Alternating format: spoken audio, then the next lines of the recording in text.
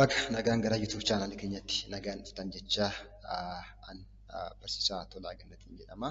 Barnoota ji'oogiraafii kutaa 11 unit 3 part 2 kan waliin ilaalu ta'a. Part 2 kana keessatti the land resource depletion and degradation land resource fuudhi lafaa kan jiru wantoota maal gochuu danda'an affect gochuu danda'an quality isaanii quantity isaanii degrade warree gochuu danda'an kan waliin ilaalu ta'a. The land resource depletion and degradations. The land resource depletion and degradations. At the end of this section, dhuma barannoo kanatti maal gochuu danda'uudha qabna. Describes the concept of resource degradation or depletions.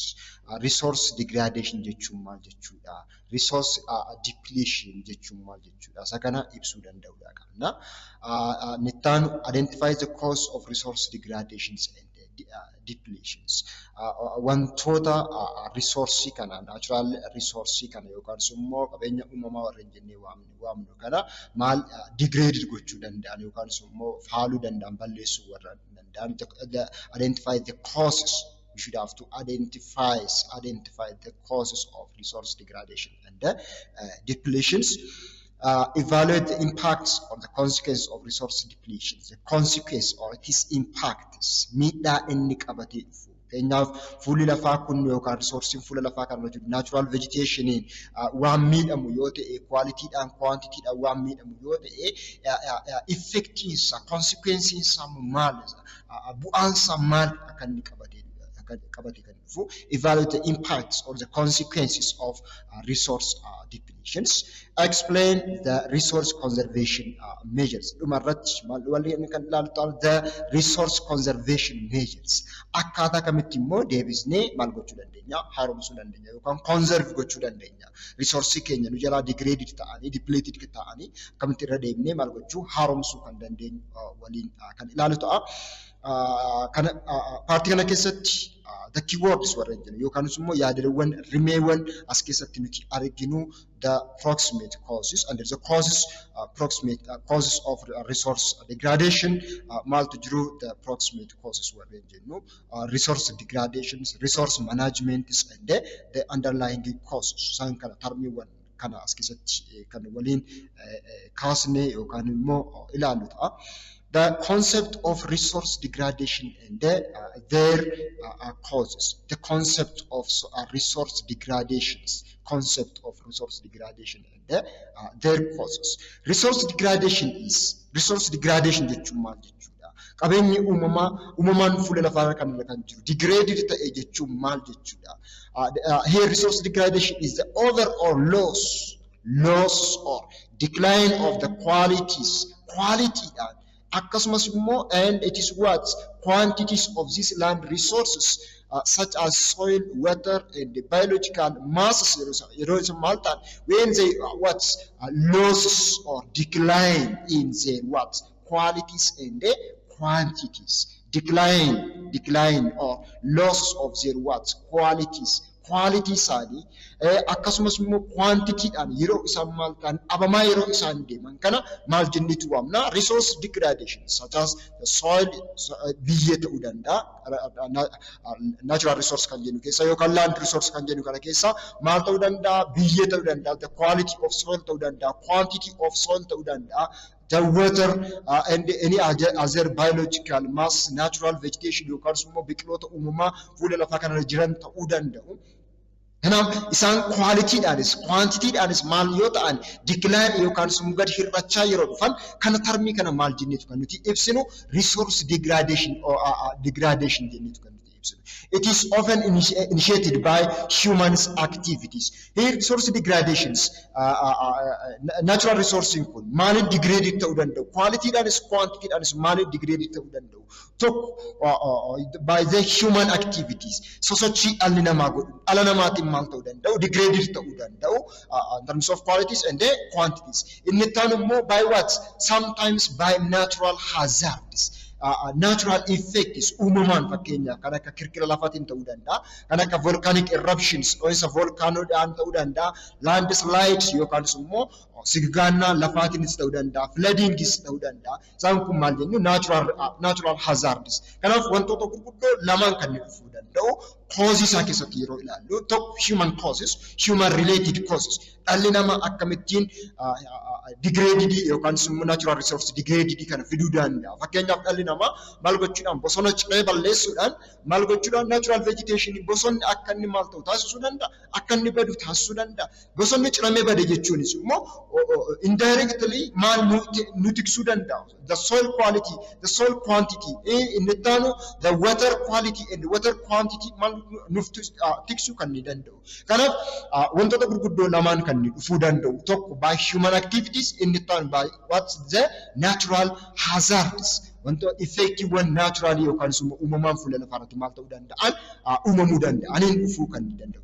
The degradation of land resource happen at what? At wider scale all over the world, yet its impacts are also worse in developing countries like those in what?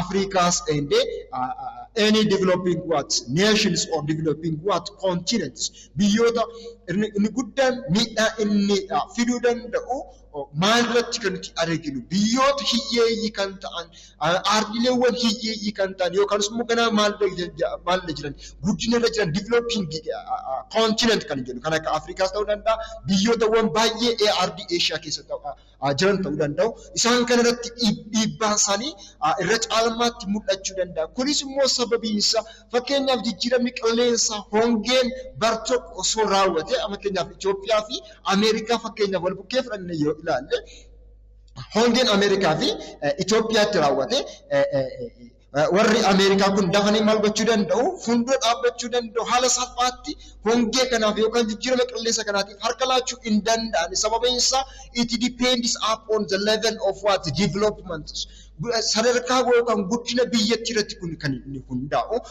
Fakkeenyaaf Itoophiyaan yoo gara Itoophiyaatti yeroo dhufnu waggaa tokkoof waggaa lamaaf haalli jijjiirama qilleensaa yookaan immoo roobni kuniti expect goonu waqtii isaa eeggate kan roobu yoo waqtii isaa eeggate yoo roobuu dide amantaadhaan yoo xiqqaa hammisa yoo xiqqaate yookaan immoo yoo sirma isaa yoo dhabame haala salphaatti biyyootawwan akkasii biyyootawwan hiyyeeyyii ta'an biyyoota developing nations kanaaf biyyoota baay'ee Afrikaa keessatti argaman biyyoota baay'ee isaanii ardii Eeshiyaa keessatti argaman walumaa galatti developing nation irra guddaatti yookaan immoo harka caalmaatti maal gochuu danda'a miidhuu kan danda'u.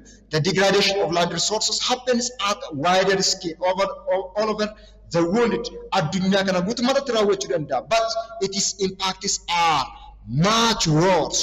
Its impacts dhiibbaa isaan fidan much worse in what? In developing countries like those countries in what? In our continent in what? Africa's. The devastating damage of resource degradation are more evident from the loss of soil productivities. Dhiibbaan isaanii yookaan consequences isaanii maalirratti kan nuti arginu on what? On the loss of soil productivity. Soil productivity yeroo jennu oomisha nuti biyyeerraa argannu biyyeen oomishummaa isaa ammisaa yoo maal ta'e yoo gadi bu'aa deeme water quality quantity yoo maal ta'e gadi bu'aa yoo deeme when air is polluted haalli atmosphere keenyaa kun yoo maal ta'e yoo inni faalame when air is polluted and the contraction of vegetation cover or over an areas contractions of vegetation covers or contraction or declines of vegetation cover or cover of over the areas. It is commonly connected with other environmental and socio-economic hazards such as climate change and widespread poverty. The commonly connected with environmental and socio-economic environment kenya maal gochuu danda'a miidhuu damage gochuu danda'a socio-economic development biyyi tokko qabdu socially economically development biyya tokko region tokko continent tokko maal gochuu danda'a affect gochuu danda'a socio-economic hazards such as what climate change and the widespread of what poverty widespread of the poverties. The source of land resource degradation can be categorized. The source of these land resources degradation can be categorized. Gara bakkeewwan gurguddaa meeqatti qoonnee ilaaluu dandeenya?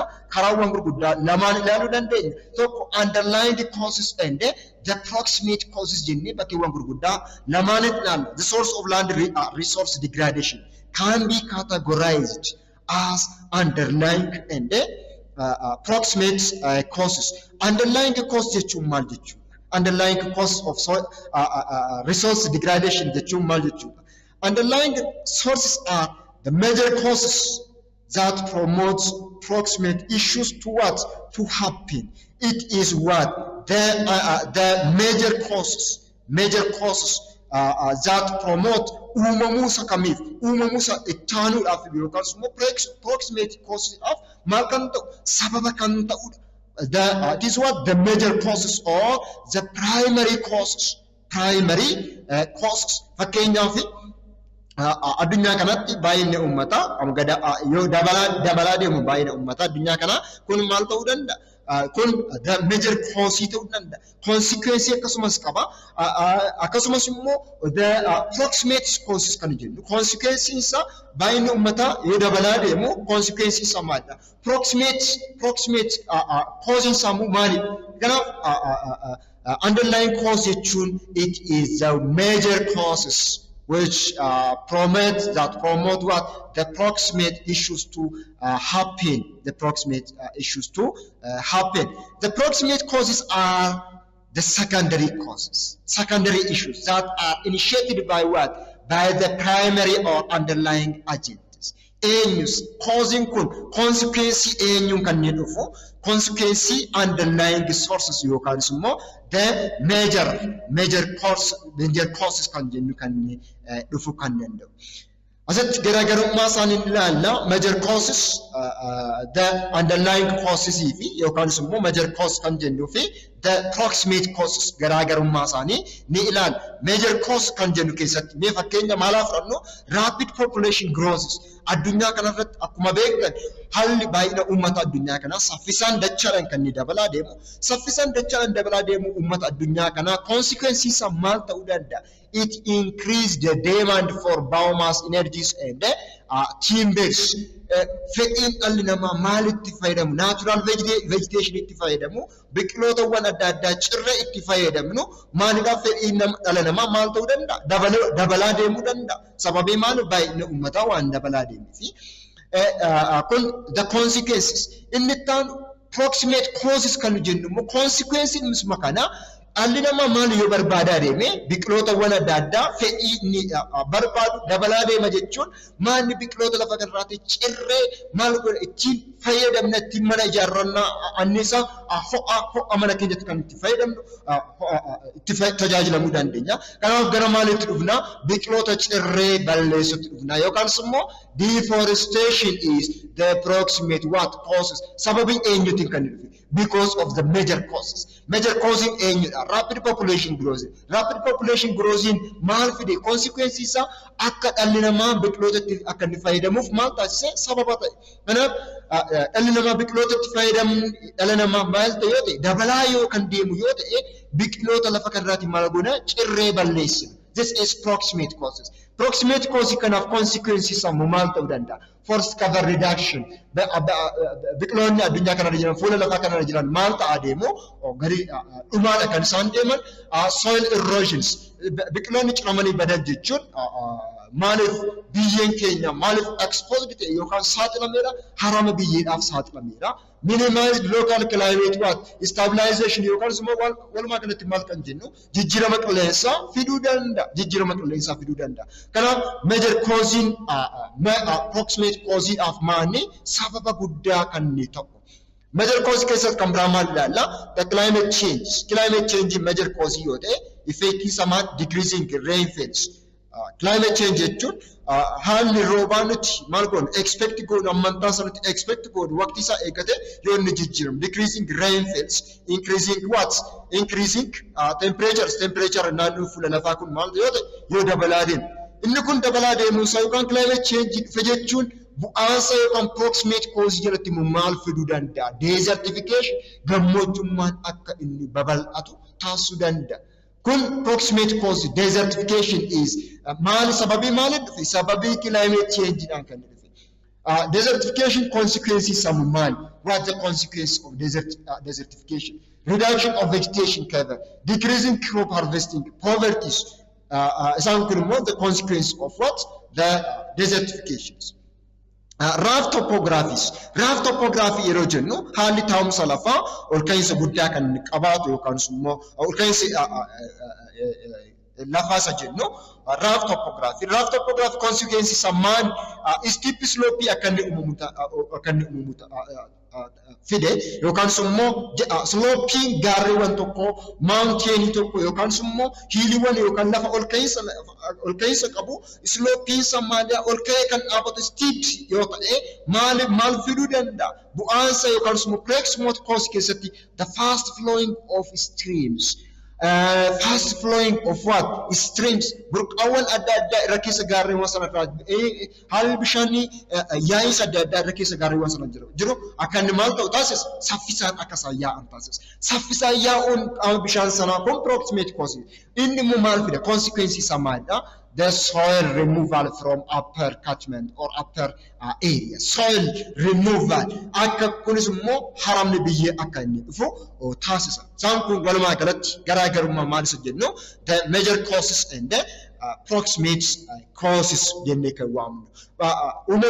Uumamuu yookaan dhufaatii proximate causes sababiin eenyudha? The major causes. Or it is what we call the primary causes. This is secondary causes. Proximate cause kan jennu, it is what? The secondary causes.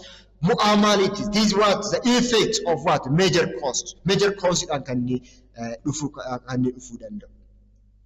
The consequence and the controlling measures of resource degradation. Consequence and the controlling measures of resource degradation. Rapid population growth and the technological advancement over 50 years have initiated worldwide land use changes. Baay'inni uummata addunyaa kana saffisaan dabalaa deemuun baay'ina uummata addunyaa kana akkasumas immoo the development of technology dabalaa deemuu yookaan guddina technology dabalaa deemuu dhufuun kun over the past 50 years initiated what? The worldwide land use changes. Haalli fuulli lafaa itti fayyadama fuula lafaa maal ta'aniin akka inni jijjiiramaa dhufu taasisa. Land use change jechuun natural vegetation yookaan immoo forest bosonaan uwwifamee kan jiru gara maalitti? Gara agricultural areaatti, gara qaamawwan biraatti yookaan immoo gara magaalaawwan adda addaatti yookaan gara qoosuma uummataatti maal ta'aa deemee dhufe jijjiiramaa dhufe. Kun sababii maali? The rapid population growth and the technological what? Advancements. A significant proportion of the world arable land was destroyed also by what? Soil erosions. And the soil, significant proportion of what? The world arable land yeroo jennu agricultural land, lafti oomishaaf itti fayyadamnu was destroyed by what? The soil erosions. Sababii maaliif? Harama biyyeetiin maal taate? Miidhamaa yookaan immoo destroyed kan ta'e. Future improvement of the rural livelihood and the income levels would thus be possible largely through the rational use of available resources and the increased what? The application of agricultural technologies. Land resource degradation could finally result in what are the results of what? The land resource degradation. Bu'aawwan yookaan immoo consequences isaanii maalidha? Consequences of what? The land resource degradations. Consequences isaanii maali? Bifa maalitiin kan nuti arginu? One, the loss of biodiversity. Loss of biodiversity jechuun lubbu qabeeyyiiwwan organismowwan adda addaa fuula lafaa kanarra jiran maal ta'aa deemu? Loss of biodiversity. Loss of biodiversity jechuun the reduction of animals and the plant populations. Natural vegetation ta'uu danda'a. Animaalonni adda addaa sababii natural vegetation kana kana wajjin maal ta'a walitti hidhamanii jiraniif maal ta'uu danda'u baduu danda'u lafa kanarraati baduu kan isaan danda'ani. Desertification of local environment, desertification gammojjummaa gara gammojjummaatti haalli qilleensa baramaa naannoo tokko maal ta'a jijjiiramaa dhufu. Low level of agricultural yields. And agricultural product yookaan oomishni nuti maal argannu oomishaaf oomishtummaa nuti fuula lafaa kanarraatti argannu maal ta'a deemu yookaan maal ta'a deemu gadi bu'aa deemu the low level of agricultural yields and animal what productions worsen the levels of hunger and poverty. Haalli fuula lafaa yookaan poverty kan jennu namni maaliif saaxilamu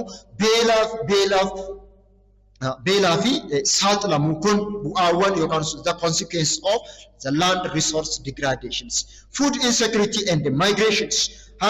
Food insecurities and migrations kan sababii malte land resource degraded ta'eef dhalli namaa naannoo tokko irraa gara naannoo biraatti akka inni maal ta'u akka inni godaan naannoo baadiyyaa irra kan jiraatu yoo ta'e gara magaalaawwan adda addaatti dhiyoo jirutti gara biyyootawwan adda addaa ollaa sana jirutti akka inni maal ta'u taasisa akka inni godaanu taasisuu danda'a. Food insecurity haalumti nyaataallee maal gochuu dadhabuudhaan jiraachisuu dadhabuudhaan.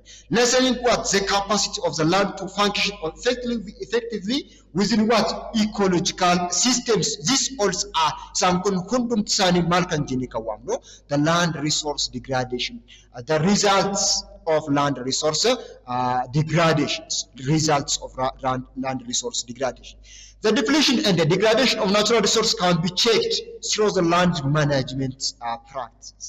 Haalli land resource yookaan immoo resource natural resource fuula lafaa kanarra jiru kun maal yoo ta'u depleted yookaan immoo degraded kan ta'e kana maaliin gochuudhaan maaliin deebisnee maintain gochuu dandeenya maaliin deebisnee haaromsuu dandeenya. These natural resources can be checked by what land management practices. By land management practices. This land management practice kan jennu warreen akka maal gochuudhaan yookaan immoo akkamittiin deebisnee resource keenya degraded kan ta'e qualityidhaan quantityidhaan degraded kan ta'e yookaan kan faalame kan akkamitti deebisnee haaromsuu dandeenya. Tekniikiiwwan adda addaa hordofuu dandeenya. The practices include the land management practices include one afforestation. Afforestation jechuun deebisnee biqiloota maal gochuu the planting of trees on what barren land that were not under forest cover before. Fuula lafaa maaliif kan ta'an harama biyyeedhaaf maal kan ta'an kan saaxilaman yookaan immoo barren lands lafa qullaa kan ta'e deebisnee biqiloota maal gochuu dhaabuu afforestation jennetu waamna. Biqiloota fuula lafaa maal kan ta'an harama biyyeedhaaf saaxilaman akkasumas immoo lafa qullaa ta'an deebisnee biqiloota dhaabuu inni kun maal jennetu waamna afforestation jennetu waamna. Inni ta'an reforestation jechuun irra deebiidha. Irra deebii yeroo jennu maal argisiisa durumayyuu naannoon sun biqilootaan uwwifamee kan ture maal kan ta'e sababii dhalli namaa lafa biqiloota sana naannoo sanarraa ciree balleessee maal ta'e biqiloonni ciramanii kan badan yookaan immoo it is what deforested area kan ta'e kana deebisnee biqiloota dhaabuu. Replanting, it is replanting trees on deforested areas. And the area closures. Area closure jechuun maal jechuudha? Closing deforested areas from what? From livestock contacts to restore the previous into its previous what? Status. Wantoonni adda addaa loon ta'uu danda'a yookaan horii ta'uu danda'a. Tuttuqaatiin dhala namaa fi bineeldota irraatii maal gochuu biqiloota dhaabne sana irraatii fageessuu. Area closure. Closing deforested areas from what? Livestock contact to restore the previous status. Terracing. What does it mean? Terracing jechuun maal jechuudha? It is constructing what? Bench terraces on what? On steep lands to reduce the force of running water and trap down moving what soils. Lafawwan fuula lafa akkam ta'an steep sloped kan ta'an fakkeenyaaf kan akka sululawwan adda addaa ta'uu danda'a. Hidhaawwan sululaasa jennee waamnu, hidhaa sululaasa jennee waamnu, gaarreewwan adda addaa ta'uu danda'a. Sloppiin isaanii maal kan ta'e steep sloped kan ta'e maaliif saaxilamuudha? Harama biyyeedhaaf saaxilamuudha. Kanaaf steep sloped gaarreewwan kanaa sululawwan kanaa deebisnee yoo hiine akka sooliin keenya maal kan hin taane akka inni haramaaf akka inni saaxilamne maal gochuu dandeenya? Tiksuu dandeenya. Terracing jenneetu kan waamnu. Check dam jechuun maal jechuudha? It is a small or temporary dam. Small or it is what? A temporary dam. Yeroodhaaf akkasumas immoo xixiqqoodha. Temporary dam or structure constructed across what? Waterway to control erosion by what? Reducing water flow velocities. Yaa'insi bishaanii saffisaa yaa'a yoo ta'e maal gochuu dandeenya? Saffisa yaa'uu qaama bishaanii kana saffisa isaa maal gochuu dandeenya? Xiqqeessuu dandeenya. Kunis immoo maal gochuudhaaf? Akka inni yeroo saffisaa yaa'u kana harama biyyee akka inni hin finneef maal gochuu? Check dams. Damiiwwan xixiqqaa kan ta'e yookaan temporary kan ta'e yeroo af booda kan diigamu kan danda'u isaan kana maal gochuu dandeenya? Isaan kanaatiin maal gochuu dandeenya? Land resource degradation keenya ittisuu dandeenya. Inni taan mulching. What does it mean? Mulching jechuun it refers to covering of soils with plant residues to let the soil regain some what? Nutrients as a residue decays. Kunimmoo fuuluma lafa yookaan immoo lafa oomisha itti fayyadamnu soil fertility isaa kan baay'ee gannu jalaa bu'ee yoo ta'e maaliin uwwisu biqilootni adda addaa yeroodhaaf akka isaan irratti maltan margan gochuu yookaan immoo covering of these agricultural areas or soils with what? With a plant. Biqiloota adda addaa cirreettiin uwwisuu dandeenya. Akka isaan irratti marganii yeroo muraasa booda irra cirree maaliin uwwifameera? Biqilootawwan adda addaatiin uwwifameera. Mulching jenneetu waamna. By what? By plant residues. To let the soil regain akka inni deebi'ee fertility natural fertility akka inni horatuuf some nutrients as a residue decays. Inni taan tekniikiiwwan adda addaa keessa tekniikiiwwan ittiin maal gochuu dandeenyu resource keenya manage gochuu dandeenyu ittiin tiksuu dandeenyu keessa shelter belt jechuun maal jechuudha? Planting of trees along a line to break the speed of blowing winds and reduce its what? It is erosivities. Kun immoo kallattiiwwan bubbeen yeroo mara irratti bubbisu kan ta'u yoo ta'e kallattii bubbeewwan yeroo hunda agricultural land keenya irratti kan bubbisu yoo ta'e kallattiiwwan bubbee sana ilaallanne biqiloota adda addaa maal gochuu dhaabuudhaan oomishni keenya maalirraa balaa irraa saaxiluu dandeenya. Maal gochuu dandeenya? Humna bubbeewwan kana blowing winds and reduce its what? Erosivity. Harama inni gaggeessuu danda'u kana yookaan immoo badii inni gaggeessuu danda'u humna isaa maal gochuu dandeenya? Ittisuu dandeenya. Maal dhaabuudhaan? Kallattiiwwan bubbeen irra bubbisan kanarra maal gochuudhaan? Biqilootawwan adda addaa dhaabuudhaan. Shelter belt jenneetu waamna. Then the term diversion of canals. Diversion of what? Canals. Canals or a ditch to divert upcoming floods on farmlands. Kallattiiwwan adda addaa lolaa ta'uu danda'a, filadii ta'uu danda'a gara oomisha keenyaatti gara farmland agricultural land keenyaatti kan yaa'u yoo ta'e maal gochuudhaan? By what? Diverting. It is what? Directions. Kallattii inni ittiin gara sanatti dhufurraati maal gochuu gara kallattii biraatti jijjiiruu diichii hojjennee yookaan kanaalii biraa hojjennee kallattiiwwan inni ittiin gara sanatti yaa'u maal gochuu? Jijjiiruu. Diversion of what? The canals to divert upcoming floods on what? On our farmlands. In turn, trenches to trap down moving what? Water and the soils. To trap down moving water and the soils. Trenching. This is kan immoo maal isa jennu diichiiwwan adda addaa hojjechuudhaan to trap down moving what? Water and the soils. Mal qabachuudhaaf the movement of waters and the soils yaa'u sana maal gochuudhaan trap gochuudhaaf kanaaliiwwan adda addaa ditchiiwwan adda addaa hojjechuudhaan trench. Drainage channels or a ditch to remove what? The excess water from depressed areas. The drainage channels or a ditch to remove what? To remove the excess water from depressed areas. Inni kun immoo depressed area yookaan lowland area irraati maal kan ta'u erosionii adda addaa naannoo sanatti kan dhufneef maal gochuudhaaf to remove the excess what? Waters maal goone diichiiwwan adda addaa drainage channeliiwwan adda addaa hojjechuudhaan. Inni taan legume what? Rotation. Legume rotation jechuun oomishawwan kan akka biqiloonni nuti itti fayyadamnu yookaan oomishaaleewwan adda addaa itti fayyadamnu fakkeenyaaf xaafii ta'uu danda'a, garbuu, qamadii nuti itti fayyadamnu boqqolloo ta'uu danda'a.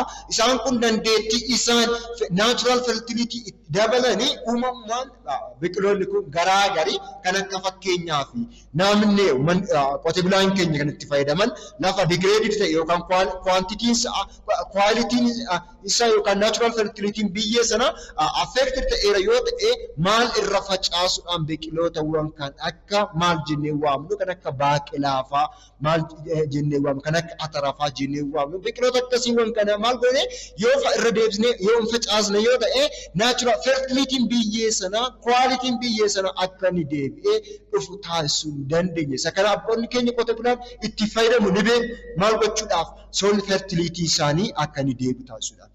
Addition of what? Animal manures to replace the lost nutrients. Hafteewwan yookaan immoo galteewwan maallaa argaman animaalotawwan adda addaa irraa argaman bineeldotawwan adda addaa irraa argaman maallatti facaasu fuula lafaa kanatti uwwisuu fakkeenyaaf faltiiwwan horii irraati kan dhufu loon irraati kan dhufu isa kana maal goone lafa qotisaa irratti yoo kan dhangalaasnu yoo ta'e kan irratti naqnu yoo ta'e nutrientiin lost ta'e yookaan immoo natural fertility biyyee sana lost kan ta'e deebi'ee maal ta'uu danda'a replace regain ta'uu danda'a by using addition of animal manures. Intercropping to augment what? Soil fertility. Kun immoo enter jechuun biqilootawwan adda addaa wal keessa maal gochuu facaasuudhaan fakkeenyaaf kan akka warreen hiddi biqiloota oomisha keenyaa tokko hiddi isaanii gurguddaadha maal gochuu danda'u biyyee kana sirriitti hammatanii qabuu danda'u biyya sirriitti hammatanii qabu taanaan maal gochuu danda'aniiru haraamna biyyeedhaaf akka hin saaxilamneef itti isaanii kanaaf naannoowwan biqilootawwan adda addaa kana karaa tokko yoo facaasne itti aansineewwan biqiloota hiddi isaanii baay'ee xixiqqaa kan ta'an fakkeenyaaf kan akka maal kan jennu xaaffaa ta'uu danda'a kan akka garbuu qamadii fa'aa ta'uu danda'a isaan kana kan akka boqqolloo fi bishingaas jennu isaan kana maal gochuu wal keessa facaasu intercropping to reduce what? The soil degradation yookaan immoo biyyeen keenya haramaaf akka hin saaxilamne maal gochuu dandeenya ittisuu yookaan eeguu dandeenya. Innitaan proper irrigation itti fayyadamnu seeraan itti fayyadamu seera maleessan itti fayyadamna yoo ta'e haalli biyyee keenya maal gochuu danda'a affect nu jalaa gochuu danda'a to minimize the soil salinities. Addition of chemical fertilizer. Inni kun naturally akka ni deebi'u osoo hin taane soil fertility keenya oomishuma yeroo barbaanne sanatti fayyadamuudhaaf malee inni kun baay'ee kan hin gorfamnedha. Garuu addunyaan keenya yeroo har'aa bal'inaan kan nuti fayyadamnu chemical fertilizer itti kan nuti itti fayyadamnu chemical fertilizer kun immoo maal miidhuu danda'a natural fertility biyyee keessa kan jiru kan environment kana maal gochuu danda'a affect gochuu danda'a. Garuu maal goonare erga agricultural product keenya gadi bu'a ta'e maal gochuu dandeenya chemical fertilizer kanatti fayyadamne akka soil nutrient keenya deebi'u taasisuu dandeenya yookaan immoo oomishni nuti biyya irratti fuula lafa kanatti argannu kan nu dabaluuf maal gochuu dandeenya chemical fertilizer kanatti fayyadamuu dandeenya using green manure to uphold the what soil fertility using what the green manures kunis immoo biqilootuma irratti maal gochuudhaan akkasaan margan yeroo muraasaaf yookaan waggaa muraasaaf akkasumatti irratti margan gochuudhaan maal gochuu dandeenya biyyeewwan keenya yookaan immoo environmentiiwwan degraded ta'e solid degraded ta'e deebisnee maal gochuu retain gochuu ni dandeenya. Iddoo kan nuti ilaallu the transboundary rivers. What are the transboundary rivers? Maal jechuudha transboundary rivers jechuun maal jechuu ka ta'e waliin kan ilaalu ta'a. Barannoo kana keessatti maal kan ilaalu ta'a appreciates the distribution of transboundary water courses. The appreciates man lala transboundary water courses. Examines the prospects and the impacts of shared rivers. Describe the features of shared rivers. Amana isaan qaban featureewwan isaan qaban kan waliin ibsinu ta'a. Akkasumas keyword kan jennu riparian countries keessatti ni ilaalla. Riparian countries warreen jennu fakkeenyaaf shared transboundary rivers yoo jennu fakkeenyaaf yaa'awwan fakkeenyaaf yaa'awwan laga Nile kan jennu fakkeenyaaf kan akka biyya Itoophiyaa jira kan akka Egypt jira kan akka Sudan jira isaawwan kana biyyoota kana maal jennitu waamna riparian countries jennitu kan waamnu shared water courses transboundary tarmootawwan kana as keessatti kan waliin ilaallu yookaan kan waliin barannu ta'a. Distributions of transboundary water courses. Transboundary rivers are transboundary jechuun maal jechuudha? Transboundary rivers are water courses shared by what? By two or more countries.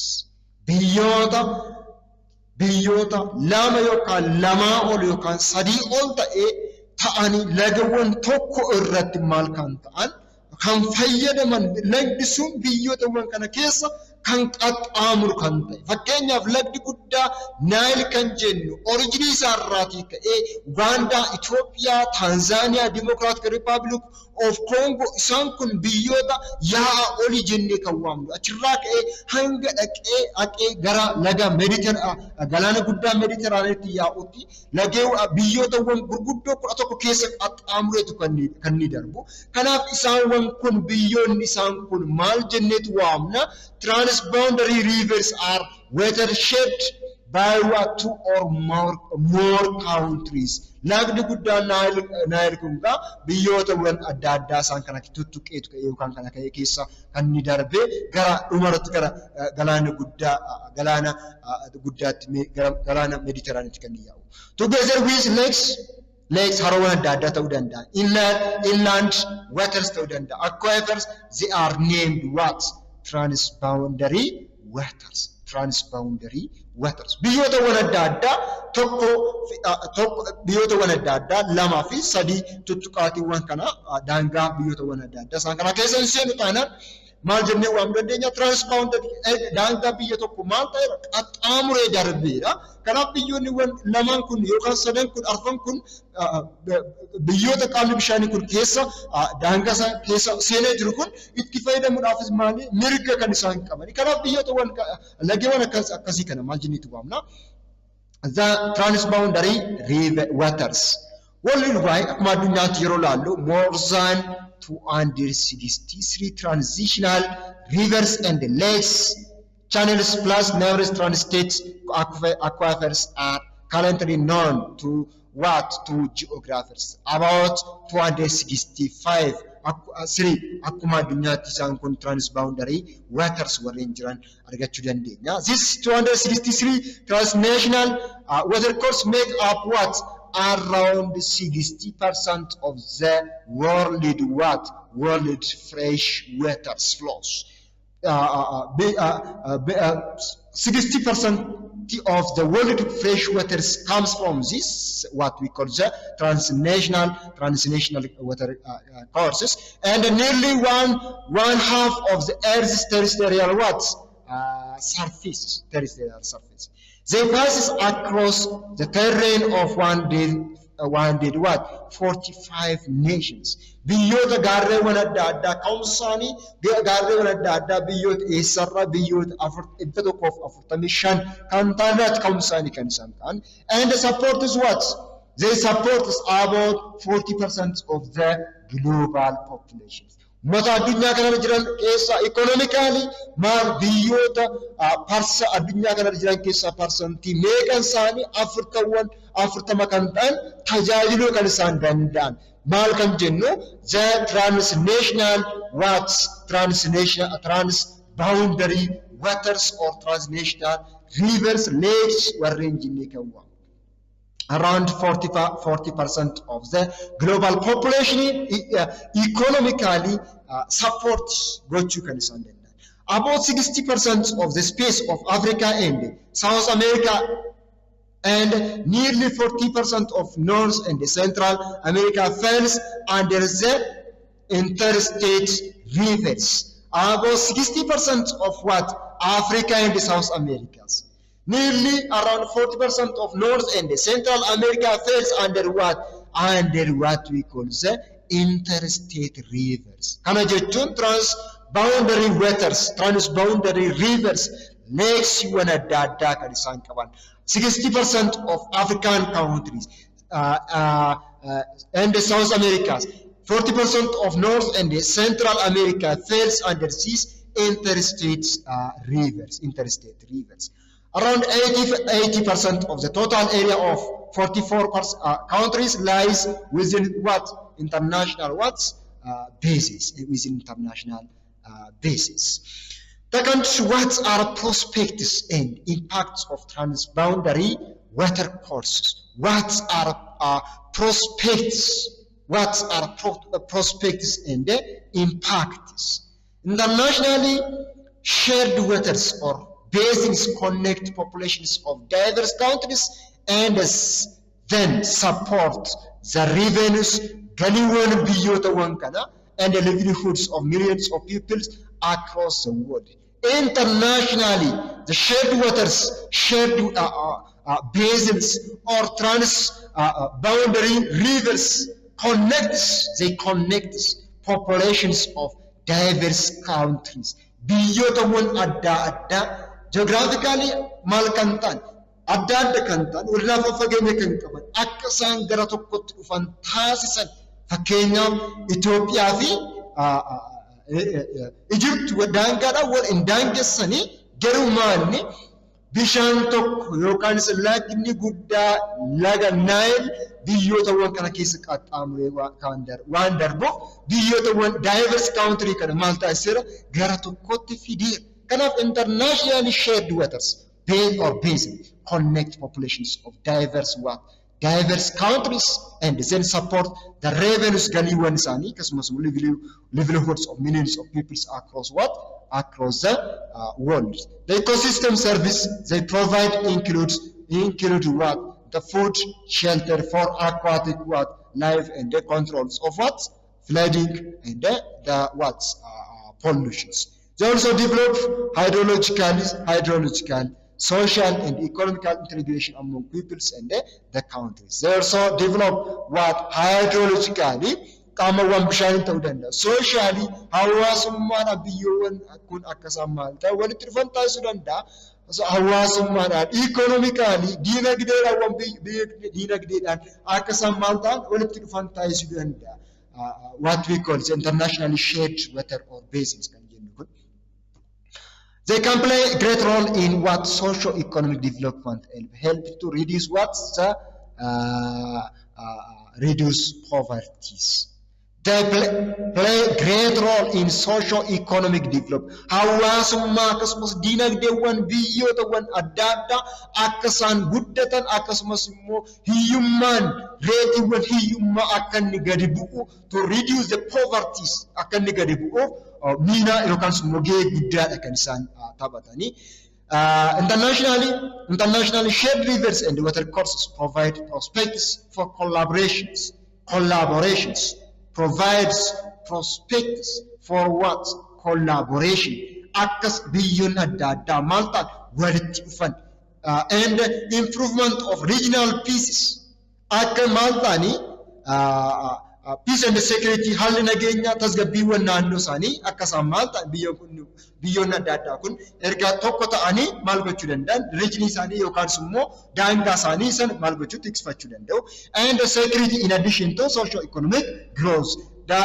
Dinagdee isaanii sooshaali isaanii akka inni guddachuu qofaa osoo hin taane nageenyi daangaawwan naannoo isaaniillee tokkummaan akka isaan tikfataniif maal taasisuu danda'a akka isaan collaborate ta'an yookaan immoo akka isaan tokko ta'an akka isaan unity uuman taasisuu danda'u. Interstate collaborations and the partners are the best options to address the diverging interests over the shared river basins. Ni guddaan namni yookaan biyyoonni adda addaa kun itti fayyadamaawwan lageewwan adda addaa kanaatiif yookaan national shared waters yookaan basin kanatti maal ta'uu danda'u wal dhabiinsi uumamuu danda'a. Kanaaf inni guddaan wal dhabisa kana furuudhaaf bifa maaliitiin furuun danda'ama ree bifa collaborations interstate collaborations and the partnerships. Kobaraan deemuu osoo hin taane walitti dhufanii yaada isaanii walitti ibsatanii furmaata kaa'uu ni danda'ama. Nevertheless, the shared water courses appear to be the source of conflict and the dialogues among countries, despite that implanting potential for cooperation like Ethiopia and Egypt over the use of Nile waters. Maal kan tokkummaa ta'ee tajaajilurra gara maalitti kan deebi'ee jiru. Biyyoonni adda addaa water course yookaan immoo yaa'awwan kana keessatti argaman tokko ta'anii economically socially akka isaan integrated ta'anii akka isaan tajaajiluuf kan malee deebii akka maalitti tajaajila akka maalitti kan ta'aa jiru source ta'aa jiru as a source of conflict. Madda rakkoo ta'ee tajaajilaa madda rakkoo ta'eedha kan nuti arginu. Fakkeenyaaf biyya keenya Itoophiyaa fi Egypt ilaaluu dandeessu. Hidha laga guddaa Abbaay irratti biyya keenya Itoophiyaan gaafa isheen biyya laayinni kun biyya keenya Itoophiyaa keessa waan yaa'uuf mirga itti fayyadama qabaa itti gaafa Itoophiyaan hidha guddaa kana jalli qabdu biyyoonni yaa'a gadi keessa jiran kan akka Egyptii fi Sudaan bifa yookaan bifa fuula bareedaadhaan kan hin ilaalle sababii maaliitiif yookaan bishaan kun nurraatii xiqqachuu danda'a jedhaniiti maal bifa adda addaatiin kan isaan ilaalan. Kanaaf akka maalitti tajaajileedha akka the source of conflict maal ta'ee jira madda rakkoo ta'ee jira madda rakkoo kan immoo maaliin furuun danda'amuu danda'a ture. Biyyoonni yaa'a kana keessatti argaman water international shared waters or basins warreen ta'an walitti dhufanii maal gochuu furmaata argamsiisuun danda'ama ture. Kenyaaf the good example is between our country Ethiopia and the Egypt. The features of shared river basins. Features of shared river basins. What are the features? Featuring Sanman. As was mentioned earlier, there are around 263 water courses or rivers, lakes, and the aquifers in the world, shared by what? 2 or more countries. Biyyoota lamaa fi lamaa oliin maal kan ta'an kan achi keessatti argaman. Kenyaaf kan akka yaa'a Nile ta'uu danda'a, yaa'a Congo River ta'uu danda'a, yaa'a Zambezi River ta'uu danda'a. Biyyoota adda addaa achi keessatti kan nuti arginu as an example, dams and economic projects over the Nile basins are kan biyyoonni adda addaa laguma tokko kanarratti itti fayyadaman maal gochuudhaaf economy isaanii ittiin dinagdee isaanii ittiin maal gochuudhaaf jabeeffachuudhaaf to increase or to promote their economies. Dams and economic projects over the Nile basins are biyyoota wan adda addaa arginas keessatti laguma tokko yookaan laga Nile kanarratti Nile basin kana irratti hidhaawwan adda addaa kan fayyadaman fakkeenyaaf kan akka Rosers dams in what? Sudan. Rosers in what? Sudan. Sennar, the second largest dam in what? In the world in what? Egypt keessatti arguu dandeenya. Seenaa dams Aswaan dami argachuu dandeenya. Aswaan haayidam kun immoo hidha guddaa Egypt eenyurratti laga guddaa Nile kan irratti on false dams Uganda keessatti kan nuti arginu. Takasee hydroelectric power projects in our country in Ethiopia kunis laguma guddaa one Nile yookaan immoo Abbaay biyya keenya keessatti Abbaay jennee kan waamnu. Xaanaa Balaas Ethiopia in our country in Ethiopia. This Abbaay in our country in Ethiopia. Fincaa in our country in Ethiopia. Isaan kun lageewwan galtuu eessatti kan yaa'an gara laga guddaa Abbaay irratti kan yaa'an irratti kan hidhaawwan adda addaa hojjetaman. Koga irrigation in our country in Ethiopia, and the final one is with the grand Ethiopia Renaissance dams hidha guddaa biyya keenya Ethiopia inni kunillee laguma guddaa Nile irratti kan hojjetamaa kan jiru. Kanaaf dams and economic projects over the Nile basins. Basinii tokkotti laga tokkorratti biyyootawwan adda addaa ikonomii isaaniitiin achirratti madda ikonomii isaanii akka ta'uuf hidhaawwan adda addaa jallisiiwwan adda addaa ta'uu danda'u laguma isaaniitti kan isaan fayyadaman. These all are the features of shared river basins. Barannoo keenya paartii kanaa paartii lammaffaa kanumaan kan goolamnu ta'a. Unit 3 part 3 next topic hawaliin ilaalu ta'a. Next topic the regional cooperations for sustainable use of shared rivers kan waliin ilaalu ta'a. Part 3 jalatti maatii YouTube channel keenya taatan like share gochuudhaan akkasumas warreen maatii hin taaneef ittiin gahuu akka dandeessan jecha guddaa galatoomaa